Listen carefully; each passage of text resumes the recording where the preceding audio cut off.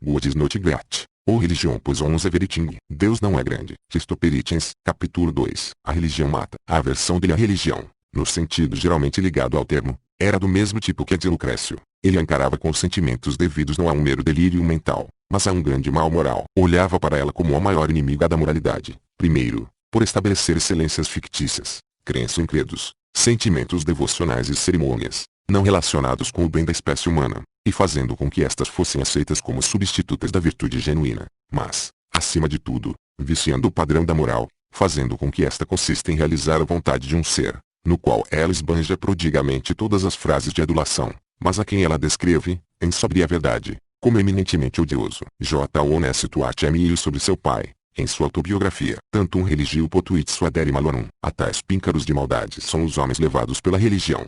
Ele Lucrécio, de rerum natura. Imagine que você seja capaz de realizar um feito do qual eu sou incapaz. Imagine, em outras palavras, que você possa visualizar um Criador infinitamente benigno e todo-poderoso, que concebeu você, depois o fez e o mudou, trouxe ao mundo que ele criou para você, e agora supervisiona e cuida de você mesmo enquanto você dorme. Imagine mais, que se obedecer às regras e aos mandamentos que ele amorosamente prescreveu, você se qualificará para uma eternidade de bem-aventurança e tranquilidade. Não digo que o invejo nessa crença, porque para mim ela parece o desejo de uma forma horrível de ditadura benevolente e inalterável. Mas tenho sim uma pergunta sincera. Por que essa crença não torna os seus adeptos felizes? Deveria parecer-lhes que entraram em posse de um segredo maravilhoso, do tipo que poderiam recorrer em momentos até mesmo da mais extrema adversidade. Superficialmente, às vezes parece como se isso de fato ocorresse. Já estive em cultos evangélicos, em comunidades negras e brancas, onde todo o evento foi um longo brado de exaltação por ser salvo, amado e assim por diante. Muitos cultos, em todas as religiões e entre quase todos os pagãos,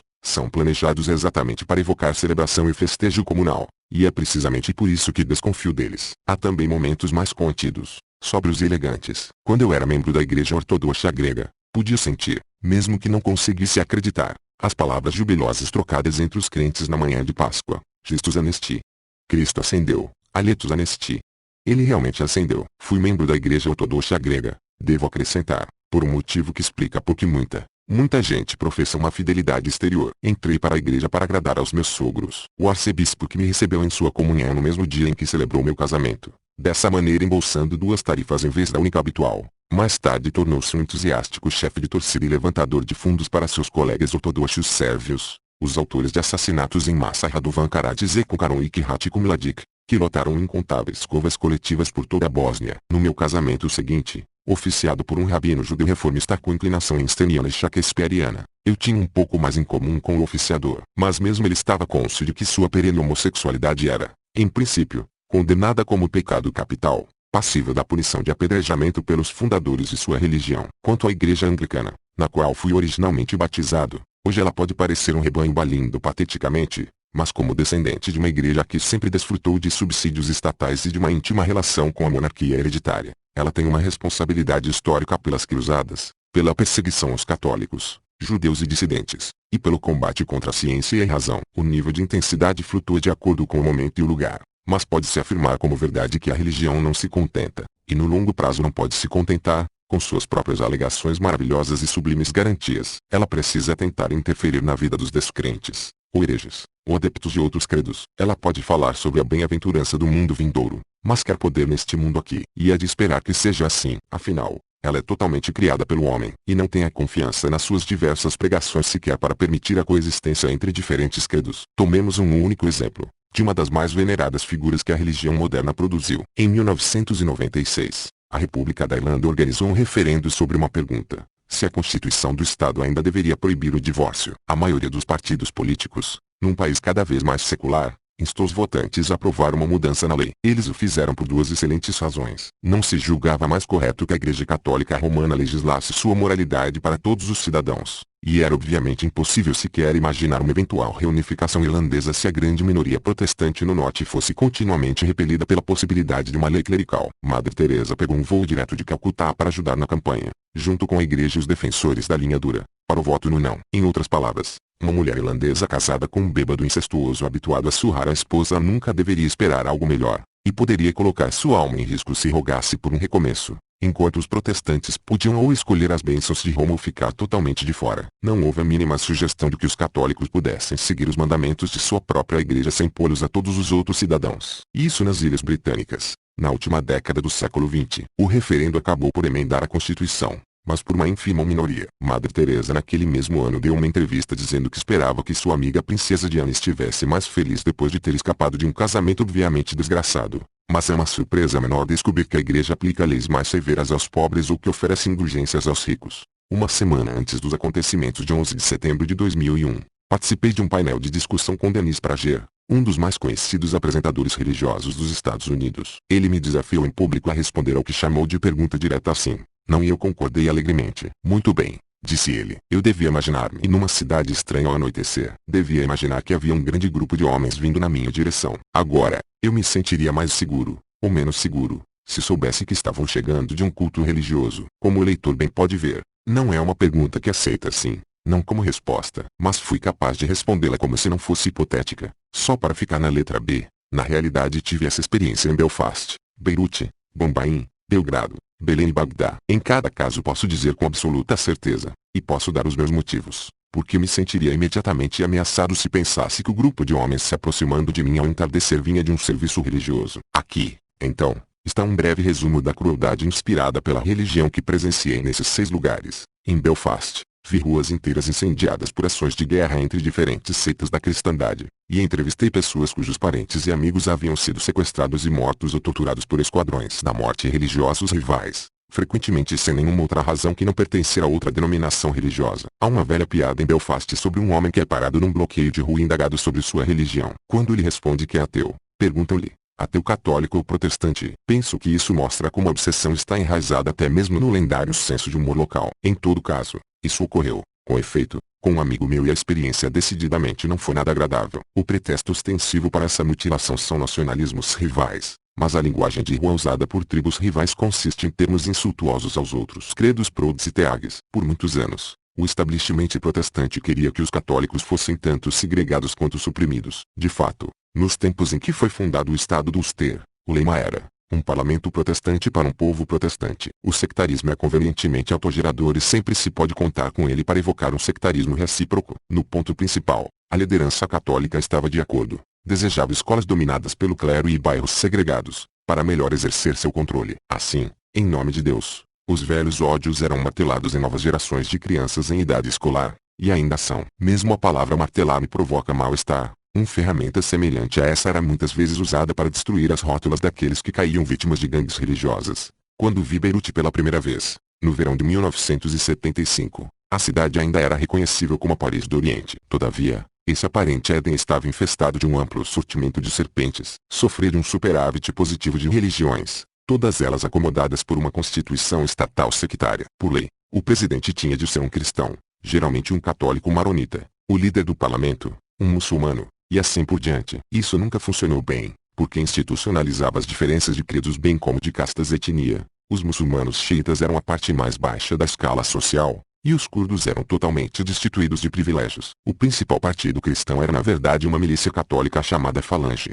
e havia sido fundado por um libanês maronita chamado Pierre Gemayel, que ficara muito impressionado com a sua visita às Olimpíadas nazistas em Berlim, em 1936. Mais tarde viria a adquirir notoriedade internacional por conduzir o massacre de palestinos nos campos de refugiados de Sabra e Shatila, em 1982. Agindo sob as ordens do general Sharon. Que um general judeu pudesse colaborar com um partido fascista já pode parecer suficientemente grotesco, mas eles tinham um inimigo muçulmano comum, e isso bastava. A invasão do Líbano por Israel naquele ano também deu ímpeto ao nascimento do Hezbollah, o modestamente denominado Partido de Deus, que mobilizou a classe baixa xiita e de forma gradual a pôs sob a liderança da ditadura teocrática do Irã que chegara ao poder 3 anos antes. Foi no adorável Líbano, também, que os fiéis, tendo aprendido o ofício do sequestro com as fileiras do crime organizado, passaram a nos apresentar as belezas dos atentados suicidas. Ainda posso ver aquela cabeça decepada na rua diante da arrasada embaixada francesa. De forma geral, eu tinha a tendência de atravessar a rua quando se encerravam os serviços religiosos. Bombaim também costumava ser considerada uma pérola do Oriente,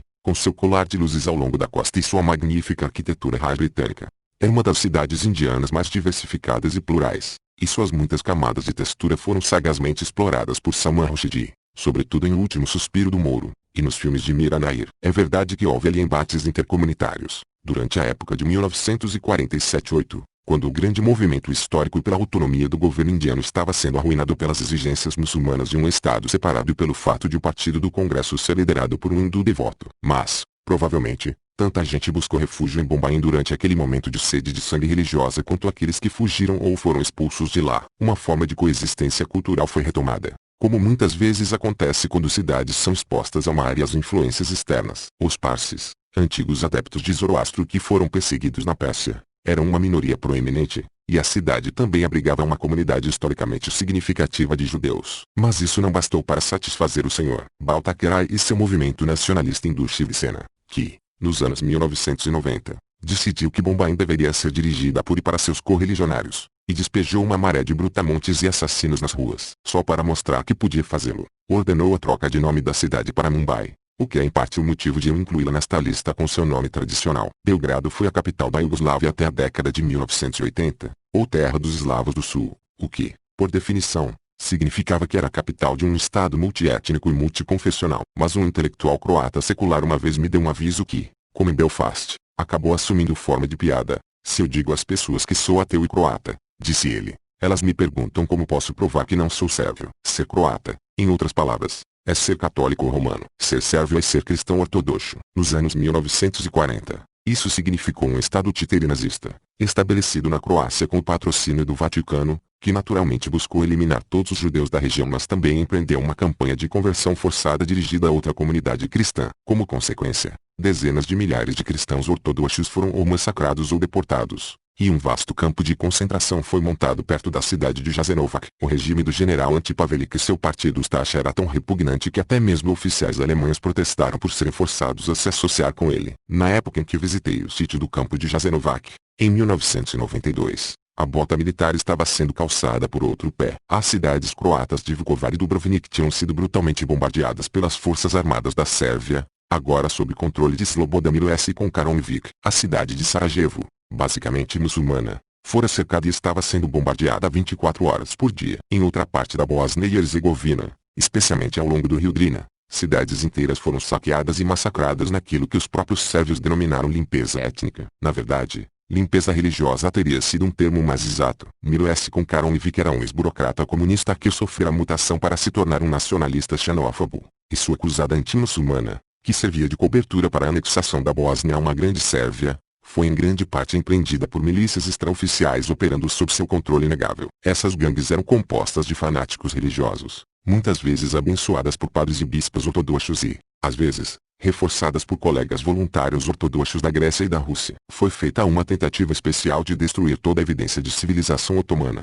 como no caso especialmente atroz de dinamitar vários minaretes históricos em Banja Luka, o que foi feito durante um cessar-fogo e não como resultado de alguma batalha. O mesmo valia, como muitas vezes se esquece, para suas contrapartes católicas. As formações ustachas foram revividas na Croácia e fizeram uma perversa tentativa de conquistar Herzegovina, como tinham feito na Segunda Guerra Mundial. A bela cidade de Mostar também foi bombardeada e sitiada, e a famosa Stari Most, ou Ponte Velha, que datava da época turca e era listada pela Unesco como sítio cultural de importância mundial, foi bombardeada até desabar rio abaixo. Com efeito, as forças extremistas católicas e ortodoxas conspiraram para uma sangrenta partilha e limpeza étnica da Bósnia e Herzegovina. Essas forças foram poupadas, e ainda são, dessa vergonha pública porque a mídia mundial preferiu a simplificação de croatas e sérvios, e só mencionava a religião quando discutia os muçulmanos. Mas a tríade de termos croata, sérvio e muçulmano é desigual e enganosa, no sentido de que equipara duas nacionalidades e uma religião. O mesmo erro é feito de maneira diferente na cobertura do Iraque.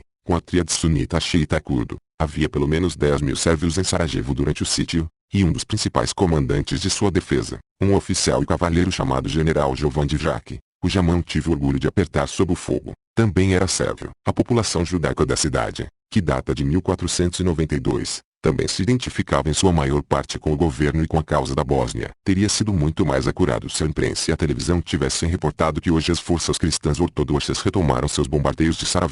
Ontem as milícias católicas conseguiram derrubar a Stari Most, mas a terminologia confessional era reservada apenas aos muçulmanos, mesmo que seus assassinos fizessem questão de se distinguir usando grandes cruzes ortodoxas sobre as cartucheiras, ou colando retratos da Virgem Maria nas coronhas de seus rifles. Assim, mais uma vez, a religião envenena tudo, inclusive as nossas próprias faculdades de discernimento. Quanto a Belém, Suponho que eu estaria disposto a conceder ao Senhor prazer que num dia bom me sentiria suficientemente seguro parado nos arredores da Igreja da Natividade ao anoitecer, em Belém, não longe de Jerusalém, que muitos acreditam que, com a cooperação de uma virgem imaculadamente concebida, Deus deu à luz um filho. O nascimento de Jesus Cristo ocorreu da seguinte maneira: estando Maria, sua mãe, prometida em casamento a José, antes que coabitassem, achou-se grávida pelo Espírito Santo.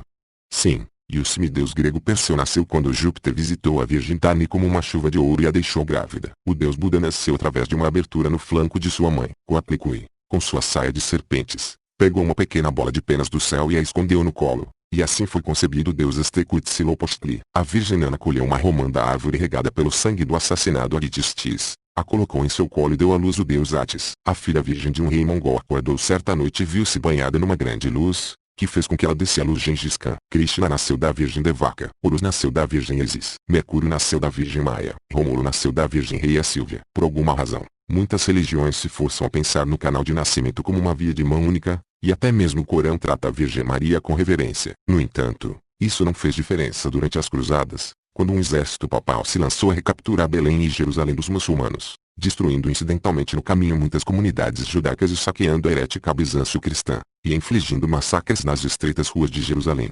onde, segundo os histéricos e entusiasmados cronistas, o sangue derramado chegou à altura das rédeas dos cavalos. Algumas dessas explosões de ódio, fanatismo e sanguinolência já se foram, embora sempre haja novas iminentes nessa área. Mas nesse meio tempo uma pessoa pode sentir-se relativamente segura dentro e em torno da Praça da Manjedoura, que é o centro, como o nome sugere, de uma armadilha turística tão indisfarçavelmente rudimentar a ponto de envergonhar a própria Lourdes. Quando visitei pela primeira vez a deplorável cidade, ela estava sob o controle nominal de uma municipalidade em grande parte palestina cristã, ligada a uma particular dinastia política identificada com a família Frege. Quando voltei a vê-la, estava sob um brutal toque de recolher imposto pelas autoridades militares israelenses, cuja presença na margem ocidental não deixa de estar conectada com a crença em antigas profecias das Escrituras, embora dessa vez com uma promessa diferente feita por um Deus diferente a um povo diferente. Agora chega a vez de outra religião. As forças do Hamas, que reivindicam a totalidade da Palestina como um Aaf islâmico, ou uma dádiva sagrada ao Islã, começaram a empurrar para os lados os cristãos de Belém. Seu líder,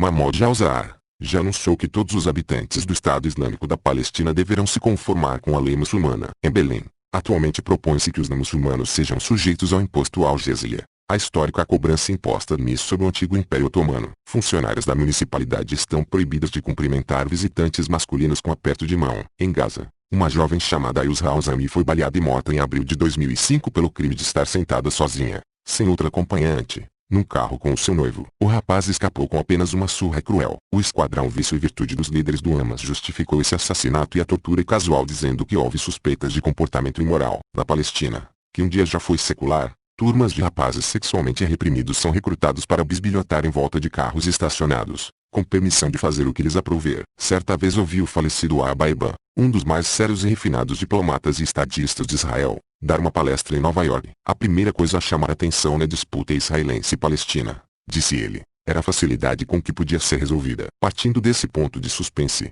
ele foi adiante dizendo, com a autoridade de um ex-ministro do exterior e representante na ONU, que o ponto essencial era simples. Dois povos de tamanho aproximadamente equivalente reivindicavam a mesma terra. A solução era, obviamente, criar dois estados lado a lado. Seguramente, algo tão autoevidente estava ao alcance da inteligência humana, não? E assim teria sido, décadas atrás, se os rabis messiânicos e os mulás e padres tivessem se mantido fora disso. Mas as reivindicações de exclusividade da autoridade concedida por Deus, feitas por clérigos histéricos de ambos os lados, e alimentadas por cristãos com a mentalidade do Armagedon que esperam trazer o apocalipse, precedido pela morte ou conversão de todos os judeus, tornaram a situação insustentável, colocando a humanidade inteira na posição de refém de uma briga que agora representa a ameaça de uma guerra nuclear. A religião envenena tudo. Além de uma ameaça à civilização, ela tornou-se uma ameaça à sobrevivência da humanidade. Chegamos por último a Bagdá. Esse é um dos maiores centros de aprendizagem e cultura da história. Foi aqui que algumas das obras perdidas de Aristóteles e outros gregos perdidas porque as autoridades cristãs haviam queimado algumas, suprimido outras e fechado as escolas de filosofia, sob o fundamento de que não podia haver reflexões úteis sobre moralidade perante a pregação de Jesus, foram preservadas, retraduzidas e transmitidas via Andaluzia de volta para o ignorante ocidente cristão. Bibliotecas, poetas e arquitetos de Bagdá eram renomados. Muitas das realizações tiveram lugar sob califas muçulmanos, que às vezes permitiam, e com igual frequência reprimiam, sua expressão. Mas Bagdá também conserva os vestígios da antiga cristandade caldeia nestoriana, e foi um dos muitos centros da diáspora judaica. Até o final da década de 1940, era o lar de tantos judeus quanto os que viviam em Jerusalém. Não vou elaborar aqui uma posição sobre a derrubada de Saddam Hussein em abril de 2003. Simplesmente direi que aqueles que encaravam seu regime como secular estão se iludindo. É verdade que o Partido Baath foi fundado por um homem chamado Michel Aflaq, um sinistro cristão com simpatia pelo fascismo. E também é verdade que a filiação ao partido estava aberta a todas as religiões, embora os membros judeus fossem, e tenho todo motivo para pensar, limitados. No entanto, pelo menos desde a sua calamitosa invasão do Irã, em 1980, que levou a furiosas acusações da teocracia iraniana de que ele era um infiel, Saddam Hussein vestiu todo o seu governo, que de qualquer modo era baseado numa minoria tribal da minoria sunita, com uma roupagem de devoção e jihad. O Partido Baath sírio, também baseado num fragmento confessional da sociedade alinhado com a minoria alauíta, igualmente desfrutou de uma longa e hipócrita relação com os mulás iranianos. Saddam escrever as palavras Allahu Akbar, Deus é grande, na bandeira iraquiana. Ele havia patrocinado uma imensa conferência internacional de guerreiros santos e mulás, e mantinha relações muito calorosas com seu outro principal patrocinador na região, a saber, o governo genocida do Sudão, e construir a maior mesquita da região, dando-lhe o nome de Mesquita a mãe de todas as batalhas, completada com um Corão escrito em sangue que ele alegava ser seu. Quando desfechou sua própria campanha genocida contra a população, basicamente sunita, do Kurdistão, uma campanha que envolveu o consumado e atroz uso de armas químicas, bem como o assassinato e a deportação de centenas de milhares de pessoas, ele a tinha chamado de Operação Anfal, tomando esse termo emprestado de uma justificativa corânica, os despojos da Sura 8, para o despojamento e a destruição dos não-crentes. Quando as forças da coalizão cruzaram a fronteira iraquiana, encontraram o exército de Saddam dissolvendo-se feito um torrão de açúcar em chá quente, mas toparam com alguma resistência tenaz de um grupo paramilitar, reforçado por jihadistas estrangeiros, chamados Fedain Saddam. Uma das tarefas desse grupo era executar qualquer um que desse as boas-vindas à intervenção ocidental, e alguns revoltantes enforcamentos e mutilações públicas logo foram capturados em vídeo para que todos vissem. No mínimo, todos podem concordar que o povo iraquiano havia aguentado muita coisa nos precedentes 35 anos de guerra e ditadura, que o regime de Saddam não poderia continuar para sempre como um sistema fora da lei dentro da lei internacional, e que, portanto, quaisquer que possam ter sido as objeções aos reais meios de mudança de regime, toda a sociedade merecia um espaço para tomar fôlego, no qual pudesse considerar a reconstrução e a reconciliação. Nenhum único minuto de tomada de fôlego foi autorizado. Todo mundo sabe a continuação da história. Os simpatizantes da Al-Qaeda, chefiados por um detento jordaniano chamado Abu Musab al-Zarqawi, desfecharam uma frenética campanha de assassinato e sabotagem. Eles não só matavam mulheres sem véu, jornalistas e professores seculares, não só implantavam bombas em igrejas cristãs, o Iraque talvez tenha 2% de cristãos, e baleavam ou mutilavam cristãos que faziam e vendiam álcool. Não só fizeram um vídeo de assassinato e degola em massa de um contingente de trabalhadores nepaleses convidados, que presumiram ser hindus e, portanto, não mereciam qualquer consideração. Essas atrocidades podiam ser contadas mais ou menos como rotina. Eles dirigiram a parte mais venenosa de sua campanha de terror contra os concidadãos muçulmanos. As mesquitas e os cortejos fúnebres da longamente oprimida maioria xiita sofriam explosões. Peregrinos que tinham percorrido longas distâncias para os recém-acessíveis santuários de Karbala e Najaf o faziam arriscando suas próprias vidas. Numa carta ao seu líder Osama Bin Laden, Zarqawi dava as duas principais razões para essa política exibicionalmente cruel. Em primeiro lugar, escreveu ele, os xiitas eram hereges que não percorriam o caminho de pureza salafista correto. Eram, portanto, presa legítima para os verdadeiramente santos. Em segundo lugar, se fosse possível induzir uma guerra religiosa dentro da sociedade iraquiana, os planos de uma cruzada ocidental não dariam em nada. A esperança óbvia era atiçar uma contra-reação dos próprios xiitas, o que levaria os árabes sunitas para os braços dos seus protetores bin-ladenistas. E, apesar de alguns nobres apelos por contenção por parte do grande Ayatollah xiita Sistani, não se mostrava muito difícil provocar tal reação. Não demorou muito para que os esquadrões de morte xiitas,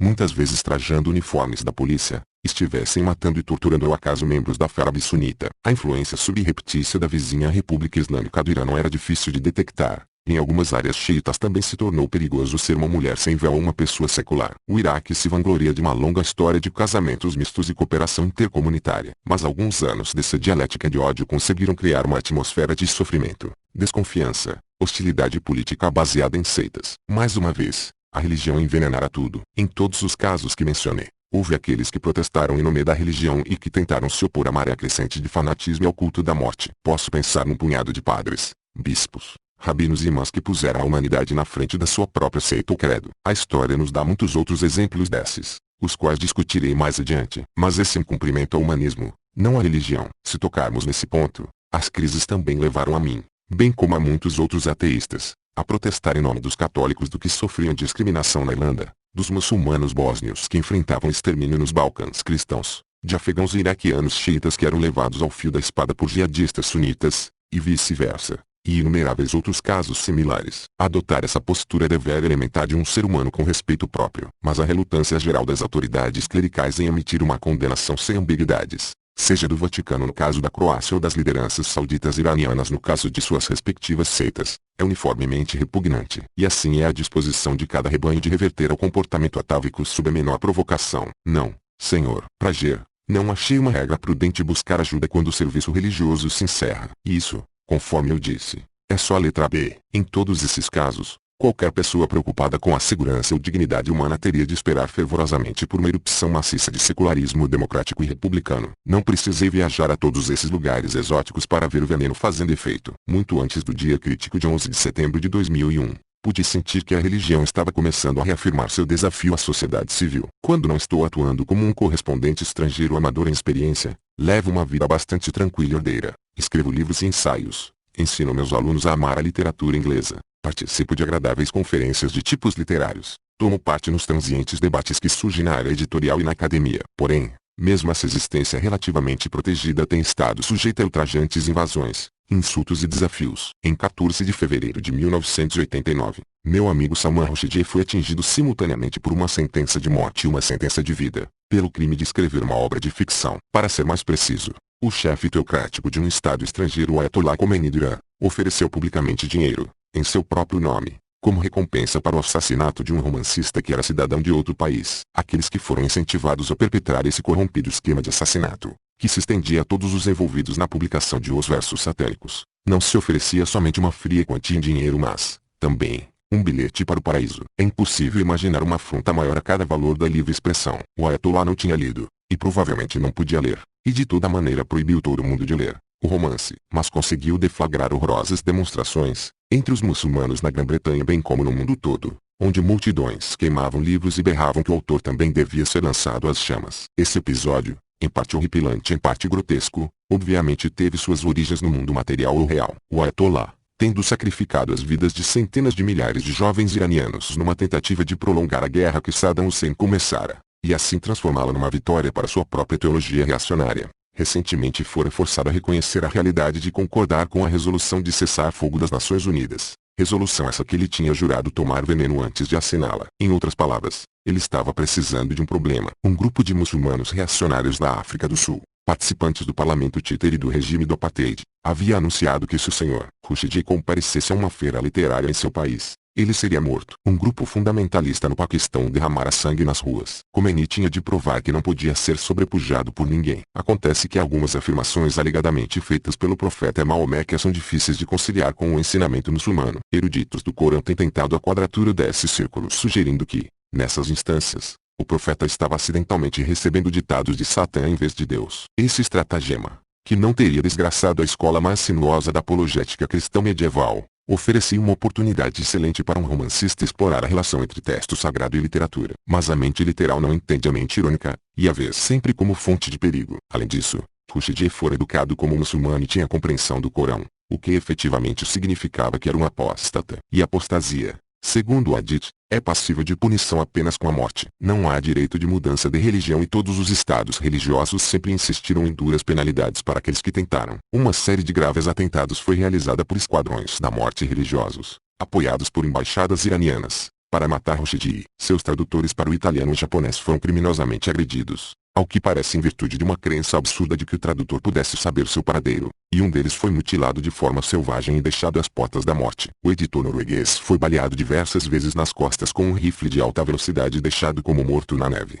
mas surpreendentemente sobreviveu. Seria de pensar que tal arrogante homicídio de patrocínio estatal, dirigido contra um indivíduo solitário e pacífico que buscava uma vida dedicada à linguagem, tivesse conclamado a uma condenação geral. Mas não foi o que aconteceu. Em consideradas declarações, o Vaticano, o arcebispo de Cantuária, e o rabino-chefe sefaradita de Israel, todos adotaram uma postura de simpatia ao Ayatollah, e o mesmo fez o cardeal arcebispo da Nova York e muitas outras figuras religiosas do menor importância, enquanto, de maneira geral, davam um jeito de dizer algumas palavras deplorando o fato de recorrer à violência. Todos esses homens declararam que o principal problema levantado pela publicação de Os Versos Satânicos não era o assassinato por mercenários, mas a blasfêmia. Algumas figuras públicas que não faziam parte de ordens religiosas, tais como o escritor marxista John Berger, o historiador conservador Trevor Hopper e o decano dos autores de espionagem John le Carré, também declararam que Rushdie era o responsável por seus próprios problemas, e os fizera desabar sobre si ao ofender uma grande religião monoteísta. Para essas pessoas, não parecia haver nada de fantástico no fato de a polícia britânica ter de defender um cidadão ex-muçulmano nascido na Índia de uma campanha orquestrada para tirar sua vida em nome de Deus. Protegida como a minha vida normalmente é,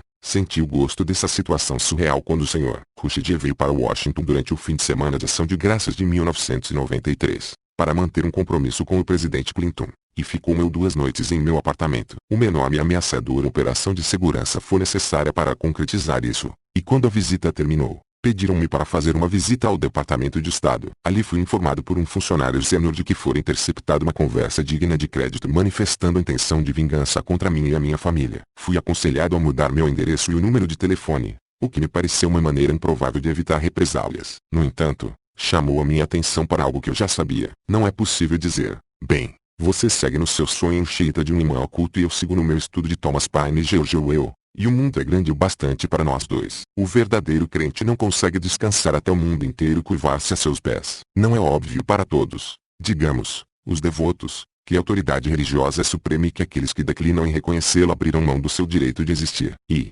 como sempre acontece, foram os assassinos dos xiitas que forçaram esse ponto ao chamar a atenção do mundo alguns anos depois. O regime do Talibã no Afeganistão havia sido tão medonho, chacinando a população azara xiita, que o próprio Irã havia considerado invadir o país em 1999. E tão grande era a obsessão do Talibã pela profanação que bombardeara e destruirá metodicamente uma das maiores obras culturais do mundo, as estátuas gêmeas de Buda em Bamiyan, que na sua magnificência mostravam a fusão dos estilos helênico e outros no passado do Afeganistão. Mas, pré-islâmicas como eram, as estátuas constituíam um permanente insulto ao Talibã e a seus hóspedes da Al-Qaeda, e a redução de Bamiyan a cacos e entulho serviu de prenúncio para a incineração de outras 2 estruturas gêmeas, bem como de quase 3.000 vidas humanas, no centro de Manhattan, no outono de 2001. Todo mundo tem seu próprio 11 de setembro. Vou passar por cima do meu, exceto para dizer que alguém que eu conhecia ligeiramente foi lançada contra os muros do Pentágono tendo conseguido telefonar ao marido dando uma descrição dos assassinos e das suas táticas, e tendo sabido por ele que não se tratava de um sequestro e que ela ia morrer. Do telhado do meu prédio em Washington,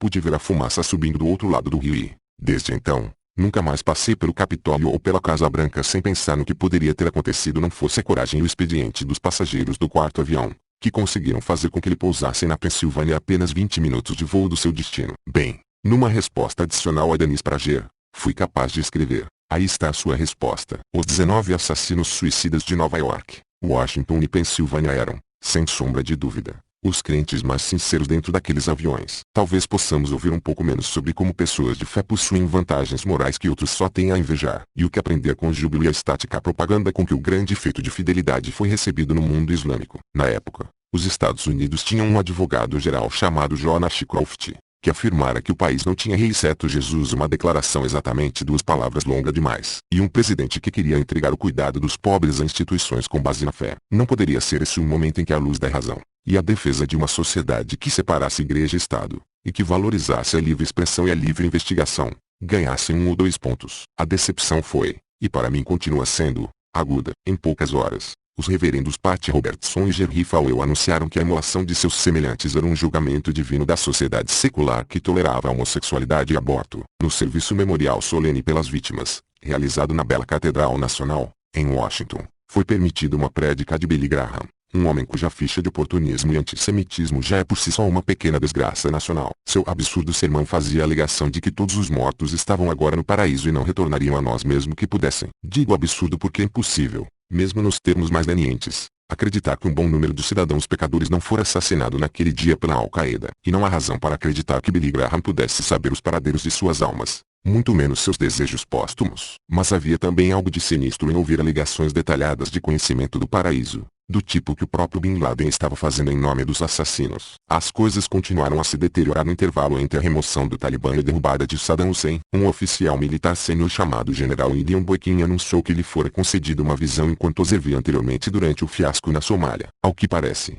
a face do próprio Satã fora detectada por alguma fotografia aérea de Mogadíscio, Mas isso servira apenas para aumentar a confiança do general de que seu Deus era mais forte que a divindade malévola da oposição. Na Academia da Força Aérea dos Estados Unidos, em Colorado Springs, revelou-se que cadetes judeus e agnósticos estavam sendo cruelmente agredidos por um grupo de quadros renascidos que não sofriam punição, insistindo que apenas aceitando Jesus como salvador pessoal eles eram qualificados para servir. O vice-comandante da academia enviou e-mails fazendo proselitismo por um dia nacional de oração cristã. Uma capelã chamada Melinda Morton, que se queixou dessa histeria e intimidação, foi abruptamente transferida para uma base distante no Japão. Entre mentes, o multiculturalismo vazio também contribuía com seu quinhão, assegurando, entre outros meios, a distribuição de edições sauditas baratas do Corão para uso no sistema prisional americano. Esses textos wahhabis iam ainda mais longe que o original, recomendando a guerra santa contra todos os cristãos, judeus e secularistas. Observar tudo isso era testemunhar um tipo de suicídio cultural, um suicídio assistido,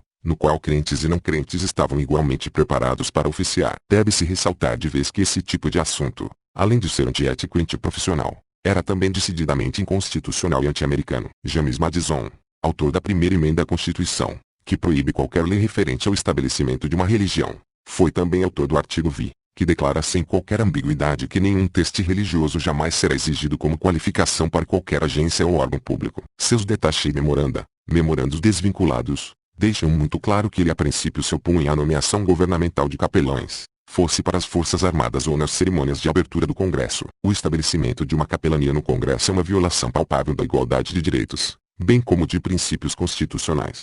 Quanto à presença clerical nas Forças Armadas, Madison escreveu, o objeto desse estabelecimento é sedutor, o motivo é louvável, mas não é mais seguro ater-se a um princípio certo, e confiar nas suas consequências, do que confiar no raciocínio, por mais capcioso que seja, em favor de um princípio errado. Observem os exércitos e marinhas do mundo, e digam-se na indicação de seus ministros de religião, o que está mais em vista, o interesse espiritual dos rebanhos ou o interesse temporal do pastor. Qualquer um que citasse Madison hoje provavelmente seria considerado ou subversivo ou insano e, contudo, sem ele e Thomas Jefferson, coautores do Estatuto da Virgínia sobre liberdade religiosa, os Estados Unidos teriam prosseguido como era antes, com os judeus proibidos de exercer certos cargos em alguns estados, os católicos em outros e, no estado mais católico de Maryland, uma lei pela qual palavras profanas concernentes à Santa Trindade eram passíveis de punição por tortura, marcação a ferro, e, na terceira ofensa, morte sem benefício de clero. A Geórgia continuaria sustentando que sua fé estadual oficial era o protestantismo, qualquer que pudesse ser entre os muitos híbridos de Lutero. À medida que o debate sobre a intervenção no Iraque ia se tornando mais acalorado, torrentes positivas de absurdos jorravam dos púlpitos. A maioria das igrejas se opunha ao esforço de remover Saddam Hussein, e o Papa se desgraçou completamente emitindo um convite pessoal ao procurado criminoso de guerra Tariq Aziz, um homem responsável pelo assassinato oficial de crianças. Aziz não só foi bem recebido no Vaticano como um importante membro católico de um partido fascista governante, não foi a primeira vez que tal indulgência foi concedida, como foi levado a Assisi para uma sessão pessoal de preces no Santuário de São Francisco, que aparentemente costumava discursar para os pássaros. Isso, ele deve ter pensado, era fácil demais. Do outro lado do espectro confessional, alguns, mas não todos, os evangélicos americanos trovejaram jubilosamente ante a perspectiva de ganhar o mundo muçulmano para Jesus. Digo alguns, mas não todos porque um grupo dissidente fundamentalista começou a partir dali a fazer piquetes nos funerais de soldados americanos mortos no Iraque, alegando que suas mortes são uma punição divina por causa da homossexualidade americana. Uma placa especialmente saborosa, esfregada na cara dos enlutados, é graças a Deus pelos CEDs, as bombas colocadas junto às estradas por fascistas muçulmanos igualmente anti-gás. Não é meu problema decidir qual é a teologia correta aqui, eu diria que as chances de qualquer uma estar correta são as mesmas. Charles Stanley, cujos sermões semanais da primeira igreja batista em Atlanta são assistidos por milhões de pessoas, poderia ter sido qualquer irmão demagógico quando disse: devemos nos oferecer para servir ao esforço de guerra de qualquer maneira possível. Deus combate com gente que se opõe a ele, que luta contra ele e seus seguidores. O Serviço de Notícias Baptist Press da sua organização imprimiu o artigo de um missionário exultante pelo fato de a política externa americana, o seu poder militar, abrir uma oportunidade para o evangelho na terra de Abraão, Isaac e Jacó. Para não ser superado, Tim LaHaye resolveu ir ainda mais longe. Mais conhecido como coautor da série de romances Pulp Left Band, que deixa um americano médio pronto para o arrebatamento e depois para o Armagedon. Ele falou do Iraque como um ponto focal nos acontecimentos do fim dos tempos. Outros entusiastas bíblicos tentaram ligar Saddam Hussein ao perverso rei Nabucodonosor da antiga Babilônia, uma comparação que o próprio ditador provavelmente teria aprovado, dada a reconstrução feita por ele dos antigos muros da Babilônia com tijolos que tinham seu nome inscrito em cada um deles. Assim, Em vez de uma discussão racional sobre a melhor maneira de conter e derrotar o fanatismo religioso, havia o reforço mútuo das duas formas da mania. A agressão jihadista reconjurava o espectro sanguinário das cruzadas. Sob esse aspecto, a religião não é diferente do racismo. Uma versão dela inspira e provoca a outra. Certa vez me fizeram outra pergunta traiçoeira, pouco mais profunda que a de Denise Prager, destinada a revelar o meu nível de preconceito latente. Você está numa plataforma de metrô em Nova York, tarde da noite. Numa estação deserta, de repente aparece um grupo de uma dúzia de negros. Você permanece onde está ou se dirige para a saída. Mais uma vez fui capaz de responder que tinha tido essa exata experiência. Esperando sozinho um trem, bem depois da meia-noite, vi-me de repente acompanhado de uma equipe de manutenção saindo do túnel com suas ferramentas e luvas de trabalho. Todos eles eram negros. Imediatamente me senti mais seguro e fui na direção deles. Não tinha a menor ideia de qual era sua filiação religiosa. Mas, nos outros casos que citei, a religião tinha sido um enorme multiplicador de suspeita e ódio tribal, com os membros de cada grupo falando do outro precisamente nos mesmos tons de intolerância. Os cristãos comem carne de porco contaminada, e eles e os judeus ingerem o venenoso álcool. Os moradores budistas e muçulmanos do Sri Lanka culpavam as celebrações de Natal de 2004, onde se consumiu vinho, pelo tsunami que imediatamente se seguiu. Católicos são sujos e têm filhos demais. Os muçulmanos procriam como coelhos e limpam o traseiro com a mão errada. Os judeus têm piolhos nas barbas e buscam o sangue de crianças cristãs para adicionar sabor e prazer às matzot da Páscoa judaica, o Pesach e assim por diante.